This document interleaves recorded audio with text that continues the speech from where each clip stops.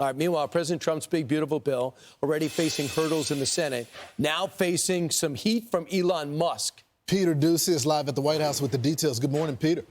Good morning. And President Trump thinks this is simple. He now says about the big, beautiful bill, so many false statements are being made about the one big, beautiful bill. But what nobody understands is that it's the single biggest spending cut in history by far. There will be no cuts to Social Security, Medicare, or Medicaid. The president's problem, though, right now is that he's losing some Republicans he needs in the Senate, like Rand Paul. When Elon Musk posts that Congress is making America bankrupt, Rand Paul writes, "Some of us are trying to stop that." And the president responded to Paul. He said, Rand Paul has very little understanding of the BBB, especially of the tremendous growth that is coming. He loves voting no on everything. He thinks it's good politics, but it's not. The BBB is a big winner. But the one thing that got everybody's attention yesterday here at the White House was this post from Elon Musk. "I'm sorry, but I just can't stand it anymore. This massive, outrageous, pork-filled congressional spending bill is a disgusting abomination." How mad do you think President Trump is going to be when he finds out that Elon Musk said, "I'm sorry, but I just can't stand it anymore. This massive, outrageous, pork-filled congressional spending bill is a disgusting abomination. Shame on those who voted for it. You know you did wrong. You know it." Look, the president already knows where Elon Musk stood on this bill. It doesn't change the president's opinion. This is one big, beautiful bill, and he's sticking to it. And last night I was sent by some sources familiar with the drama behind the scenes an article that appeared in Axios that says Musk was upset that the big beautiful bill cuts an electric vehicle tax credit that he thinks hurts Tesla. Also that one of his friends didn't get picked to NASA, that the FAA didn't use Starlink for air traffic control, and that he was not allowed to get an extension on his status as a special government employee. Back to you. All right, Peter, very interesting where we go now, because thank you very much. Thanks, I mean, because it's no big deal if Chuck Schumer's insulting the bill.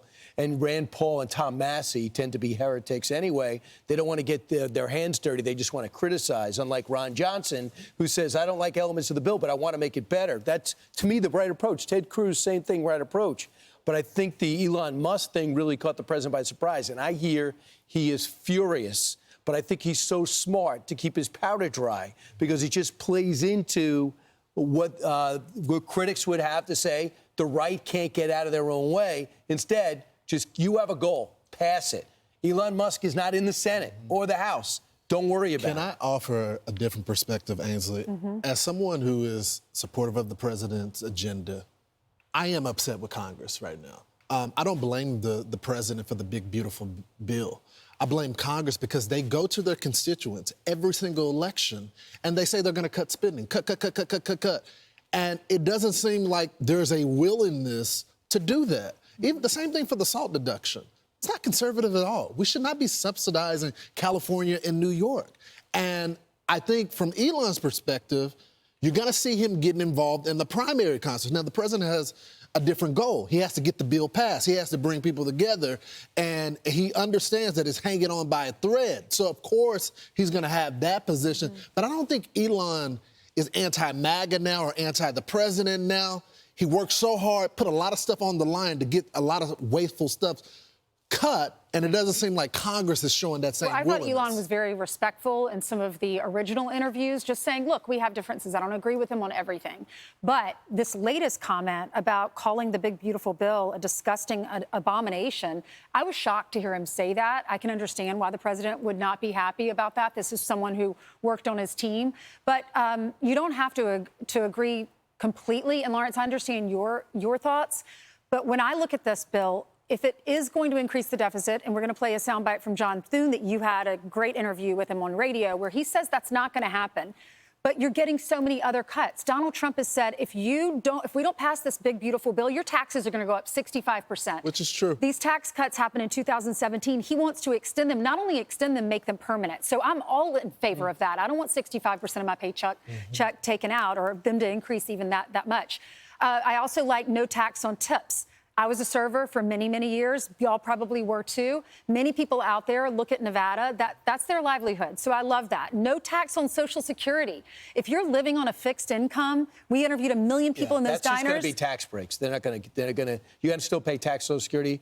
They're going to substitute that. For I thought it was tax no breaks. tax on Social Security. That was the goal, but they didn't execute that. Okay, but it's going to be better than it was, right? Right. Okay, it's going to be lower. So that's what. When I look at the big picture, that's better. Right. But John, here's John Thune's interview on your radio show. He says Brian. it's not going to add to the deficit. Listen up. Will this lead to higher deficits? The answer to that is no. You're going to get growth in the economy.